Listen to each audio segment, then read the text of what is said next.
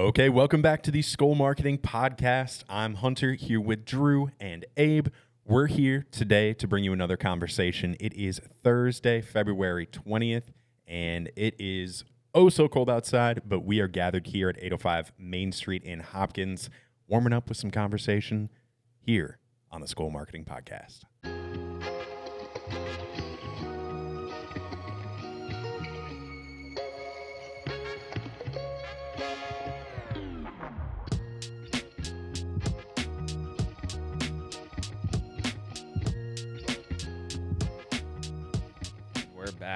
We're back. I'm going to be doing a lot of slurps, I feel like. I mean, you got to give the people what they want. All right, so the first thing I wanted to talk about today is actually something that our CEO, Ben Tice, posted on LinkedIn. I'll read through this real quick. Fun fact, by 2025, video content will make up over 80% of all internet traffic. But here's the twist. Silent videos with captions are outperforming traditional ones. So part of that, too, is more people are watching on mobile in public places or just scrolling without sound. Captions boost engagement, retention, and accessibility. And brands that optimized for silent storytelling, short form, snackable content, so like TikTok, Reels, YouTube Shorts, will dominate in 2025. Now, we're in February, and I'm curious to know your guys' thoughts on where we stand with video as we, with our team, are kind of in the weeds creating social media content on a daily basis.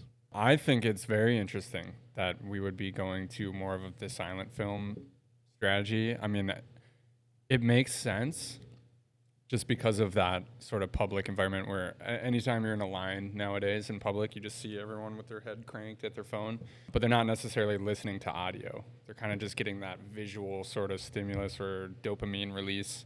So I could absolutely see that, more of that caption content is going to eventually dominate when humans are, we're just more wired to start doing that.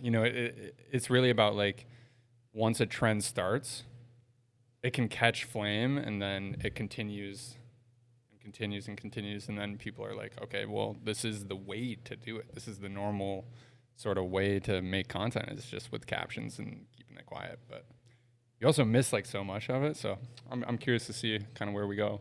Yeah, that too. No, I'm definitely really curious to see where it goes. I just saw my wife drive by, which is crazy. But back to silent movies. It kind of sounds crazy when you think about it, like watching a video without any sound. But then I think about when I'm sitting there at the DMV or at the dentist and I want to watch my video, I just put it on without sound and watch the caption. And I'm like, it sounds crazy, but I also do it honestly all the time, which is why I've been trying to put captions in all our videos recently, because I think not only... Like we're future-proofing? Are you going to get to that or not really? A little bit, yeah. And also that I think it just boosts engagement having captions, because I think even when people don't think that they're reading the captions, they are watching the captions move. And I think it helps people stay engaged in videos. I don't know. Interesting. Yeah. Yeah, it feels like it's just in general less of a commitment to watch a video where you can read the captions, right? Like it seems, you brought up the boredom angle of sitting at the DMV, right? Like you're not going to play your sound out loud. And I feel like it almost like bridges the gap between content that you have to like gear up for and pay attention to for a long time versus just that quick hitting. You don't necessarily need to go all the way in because you can just read the captions. And seeing more and more of that on the internet, I get it. It makes sense. It's enjoyable. I don't think too much is lost in the sense of depending on what the video is, but yeah, I've been enjoying it. Yeah. I don't know. Like, cause now my brain is also going to like the idea that, I feel like humans are inherently lazy and, we've already phased out books and stuff. And we've just been kind of digesting all this video content because it's easier.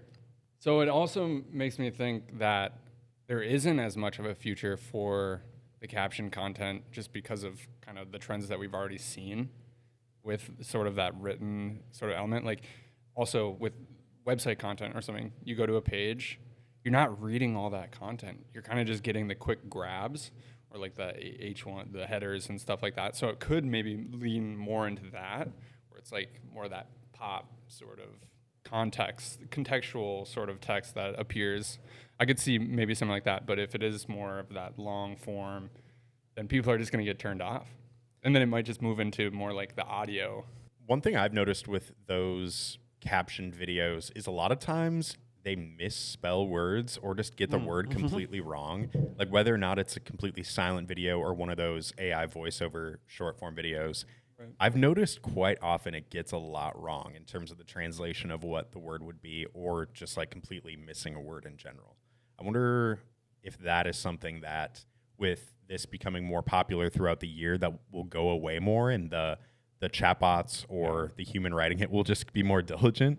But that's kind of an interesting little trend that I've noticed, because you don't typically see that when people are packaging up social media content, right? No, I see it all the time when words are spelled wrong in the captions. And it really bothers me as an English major to see all these just completely very small, like easy spelt words spelled completely wrong. But I mean, it's just because the AI is just transcribing it, and the person doesn't want to actually go line by line and make edits. And when the human is doing it, but they're not, well versed in the English language or whatever language they're writing in, like those errors can continue to come up, like the there versus there sort of. I see that all the time, and it totally grinds my gears because I'm an English major too, and it just the worst. I feel like we can collectively agree that our AI chatbots should get liberal arts degrees. Yeah. They should.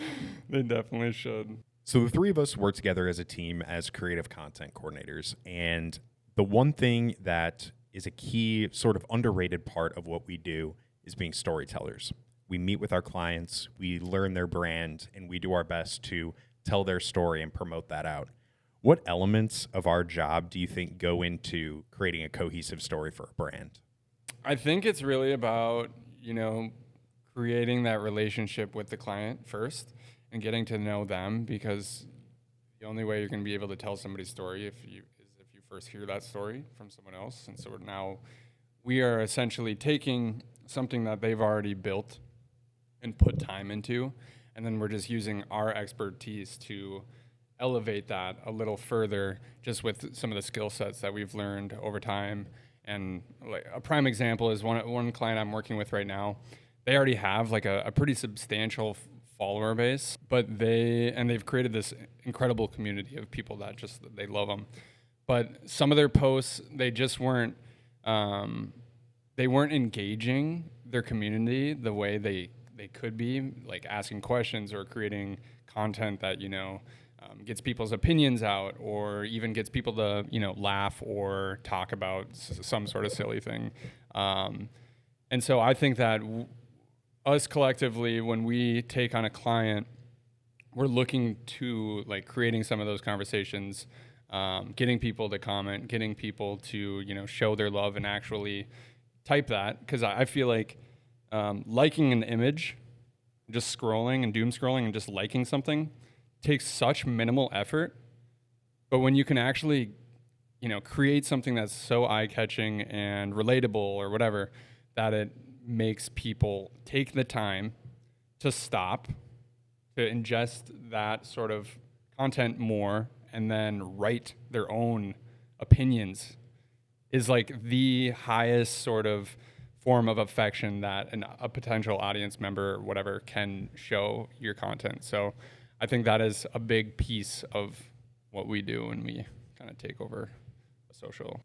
Yeah, I think that's all really good. I also think another key point is just the people behind these businesses. I think, at least for myself, and I think a lot of other people, when we just go about our lives and like the businesses that we interact with, I think we're at this stage where, capitalism is at large and there's all these big corporations and big chains. And I think people really like local businesses, and they really like small businesses or like women-owned businesses, all these different kind of tags. So I think really emphasizing the people behind a lot of these businesses really attracts an audience, because I'd much rather go to a mechanic shop that's like local versus maybe like a chain mechanic shop, especially if I go to their Facebook page and I'm seeing pictures of their mechanics or that it's a family-run business. That attracts me more as like an audience versus a chain, I guess, posting stock photos. So I just think emphasizing the people is important. And I think that's something we even try to do for Skol's social accounts too, is just showing us behind our business. And I think that really attracts clients. It attracted me to work here, if I'm being honest. Yeah, I love the element of community building with social media, especially us. We have the opportunity to work with a lot of local businesses and smaller scale businesses that really do provide that opportunity to get connected with people, and being able to be a steward of their community, I think, is a really rewarding part of our job for sure. So one thing I thought about recently is if our clients could only be on one social media platform, which one would you tell them? For sure, a Facebook page. But that's just based on... It's just so established into like the business sort of side of things, where LinkedIn is great for business, but it also misses that sort of social element more. It's like kind of more rigid and corporate. Too professional. Yeah. And Facebook is kind of a healthy medium between, that business, but also that playful.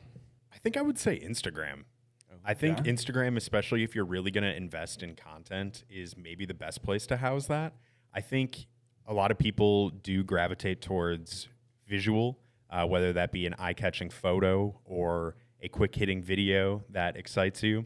I think Instagram has a lot of density to it, and especially with the popularity of Reels and potentially people looking for alternatives to TikTok, like YouTube Shorts, Instagram Reels, feels like Instagram's kind of become this like all-in-one shop for just visually appealing content. And I think, Facebook definitely has advantages to it. I think, we've seen, especially with companies that we work with, a lot of times their biggest followings are on Facebook, and there's great opportunities with groups and events.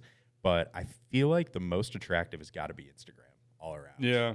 I would say for like the aesthetic piece. Yeah. Definitely I would say Instagram. But if you're also looking for like kind of lead gen, which social isn't really meant for lead gen at the end of the day. But if you are kind of, I guess if you're like selling products or you're really trying to make a push, I would still go with Facebook, because you also have like that ad side, which the ads do carry over to Instagram, but you can really optimize them on the Facebook platform. Yeah, it's just tough because I think, like you said, Hunter, a lot of our main audience is on Facebook, and a lot of our clients need money. Like, they need customers, and I feel like the demographics that would spend more of their money on their service, our client services, would be on Facebook, even though I personally like Instagram better, and it looks a lot nicer. It does. It really does. Also, the back end is a nightmare. Maybe that's a whole separate podcast where we can go through the depths of hell, like the 7 layers of hell of Meta Suite. Just keep digging. Just tell horror stories. Expose Zuck. Coming for you, Zuckerberg. It's like that. I feel like we'd be like that. What's that episode of SpongeBob where they get stuck in that hole or whatever? They're having like a campfire. They're like, I don't know. In rock bottom? Not that one. That's good too, though. Run the clip. Yeah. Future. All right. Speaking of social strategy, plug us. Join us at SKOL Marketing on Tuesday, February 25th, where our very own president, Marty McTeague, will be talking about social media strategy in 2025. It's going to be a great workshop. We're going to have some productive and educating conversations, as well as some Q&A and some refreshments. So hope to see you there Tuesday, February 25th at SKOL Marketing. Glory days. Glory days. I had a friend who was a big baseball player back in high school. Throw that speedball by you, make you look like a fool. Glory days. And the Sunday night. Oh, we got Sunday. Run it. Glory days.